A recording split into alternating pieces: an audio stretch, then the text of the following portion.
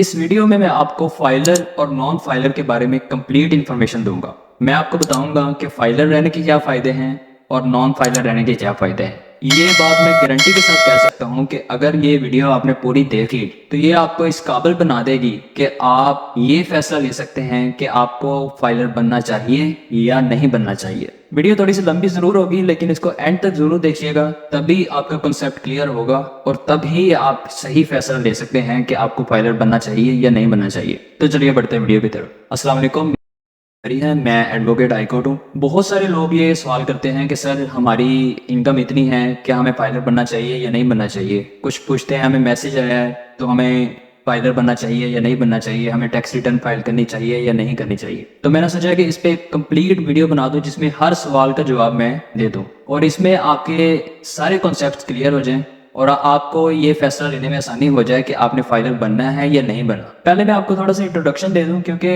काफ़ी ज़्यादा लोगों को तो इसके बारे में पता होगा लेकिन कुछ लोग ऐसे भी व्यूवर्स हैं जिनको इसके बारे में बेसिक्स का भी नहीं पता।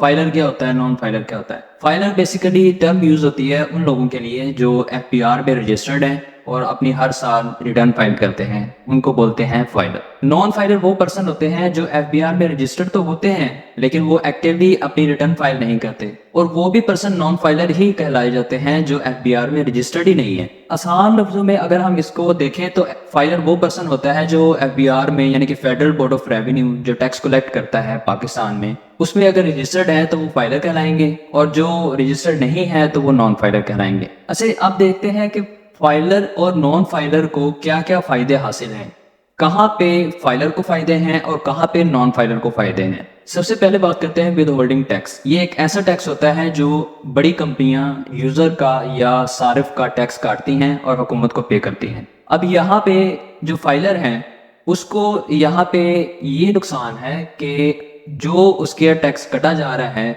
वो उसको क्लेम नहीं कर सकता, वो उसको शो नहीं कर सकता अपनी रिटर्न में कि ये टैक्स मेरी कंपनी ने काट लिया है, क्योंकि वो तो फाइलर ही नहीं है, वो तो रजिस्टर्ड ही नहीं है एफबीआर में। और जो फाइलर है उसको यहाँ पे ये फायदा है कि वो अपनी रिटर्न फाइल कर सकता है और फाइलर होने के जो फायदे हैं जो मैं आपको आगे चल के बताता हूँ कौन कौन से फायदे हैं, उनको भी हासिल कर सकता है क्योंकि टैक्स को उसका ऑलरेडी कट रहा है, उसको टैक्स मजीद जमा कराने की जरूरत नहीं है। वो जो ऑलरेडी विदाउटिंग टैक्स उसका कट चुका है उसी की टैक्स पे वो अपने अदर बेनिफिट्स ले सकता है। ये फाइलर को फायदा है। अच्छा, नेक्स्ट आ जाते हैं प्रॉपर्टी ट्रांजैक्शन पे।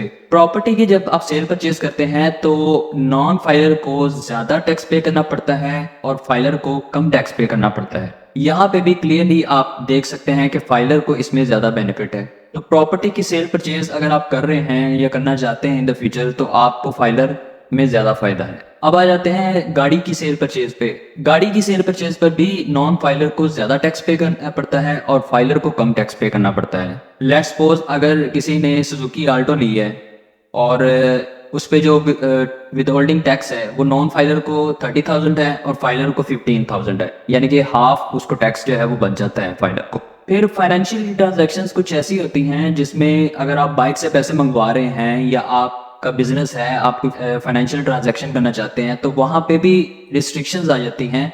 वो फाइलर को तो फैसिलिटेट करता है बैंक, वो कहता है कि आप फाइलर हैं, आप जितनी मर्जी चाहे ट्रांजैक्शन कर सकते हैं, लेकिन नॉन फाइलर के लिए लिमिट आ जाती है। नेक्स्ट, वो लोग जो गवर्नमेंट के कॉन्ट्रैक्ट्स लेते हैं या लेना चाहते हैं तो उनके लिए भी फाइलर होना लाजमी है। अगर आप नॉन फाइलर हैं तो आपको गवर्नमेंट कॉन्ट्रैक्ट नहीं मिलेगा। इसके अलावा जो एडिशनल बेनिफिट्स हैं फाइलर को वो ये हैं कि फाइलर लोन ले सकता है किसी भी बैंक से, नॉन फाइलर लोन नहीं अप्लाई कर सकता। और अगर फाइलर ने टैक्स ज़्यादा पे किया हुआ है तो वो अपना रिफंड ले सकता है, जबकि नॉन फाइलर कोई भी टैक्स रिफंड क्लेम नहीं कर सकता।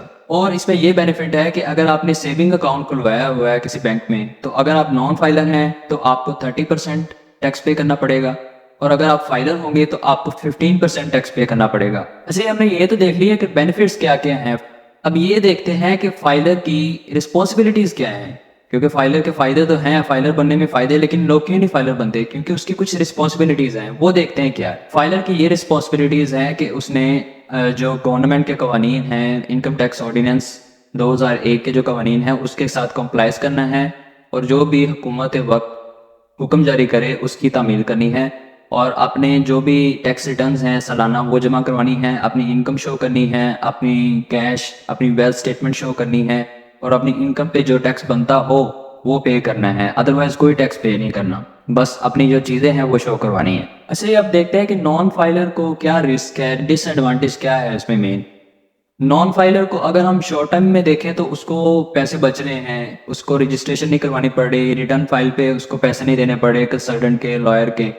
लेकिन इन द लॉन्ग रन अगर हम देखें तो उसको नुकसान है, उसको विद होल्डिंग टैक्स पे करना पड़ेगा, उसको अगर सेविंग अकाउंट है तो उस पर टैक्स ज़्यादा पे करना पड़ेगा, अगर वो प्रॉपर्टी की सेल परचेज कर रहा है उस पर ज़्यादा टैक्स है, अगर गाड़ी की सेल परचेज कर रहा है उस पर ज़्यादा टैक्स है। तो इन द लॉन्ग टर्म उसको उस चीज़ का नुकसान हो रहा है। फाइलर बनने के क्या तरीका है? फाइलर बनने के 3 स्टेप्स हैं। नंबर 1 एफबीआर में registration, number 2 return filing, number 3 ATL surcharge pay. अगर मैं इस पूरी वीडियो को कंक्लूड करूं तो उसका मतलब ये निकलता है कि शुरू में फाइलर को कुछ पैसे पे करने पड़ते हैं रजिस्ट्रेशन के वक्त, और रिटर्न फाइल करने के वक्त उसको सालाना पे करने पड़ते हैं लॉयर को, अपनी रिटर्न फाइल करनी पड़ती है, उसकी रिस्पॉन्सिबिलिटीज़ हैं टैक्स लॉस को कंप्लाइज करना। लेकिन इन द लॉन्ग रन उसको फ़ायदे हैं बहुत ज़्यादा, उसको टैक्स बचता है, वो टैक्स रिफंड ले सकता है, लोन के लिए अप्लाई कर सकता है, प्रॉपर्टी सेल परचेज में उसको बेनिफिट्स हैं। तो as compare to non filer, filer को इन द लॉन्ग रन ज़्यादा फ़ायदे हैं। तो आप शॉर्ट टर्म को अगर देख रहे हैं तो फिर आपके लिए नॉन फाइलर रहना बेनिफिशियल है, और अगर आप लॉन्ग टर्म के लिए चलना चाहते हैं, लॉन्ग टर्म विजन रखते हैं, लॉन्ग टर्म अपने बिजनेस को देखते हैं, तो फिर आपको फाइलर होने में फ़ायदा है। फाइलर होने के लिए आप मेरी लीगल सर्विसेज हासिल कर सकते हैं, नीचे दिए गए व्हाट्सअप नंबर पे मुझे टेक्स्ट करके मुझसे रब्ता कर सकते हैं। अगर आप खुद जानना चाहते हैं कि फाइलर होने का क्या प्रोसीजर है तो आप इस वीडियो को देख के फाइलर होने का कंप्लीट प्रोसीजर समझ सकते हैं। इसके अलावा टैक्स रिटर्न जमा करवाने के लिए आपको कौन कौन से डॉक्यूमेंट्स की ज़रूरत होती है उसके लिए आप मेरी ये वीडियो देख सकते हैं। Thanks for watching, see you in the next video. अल्लाह हाफिज़।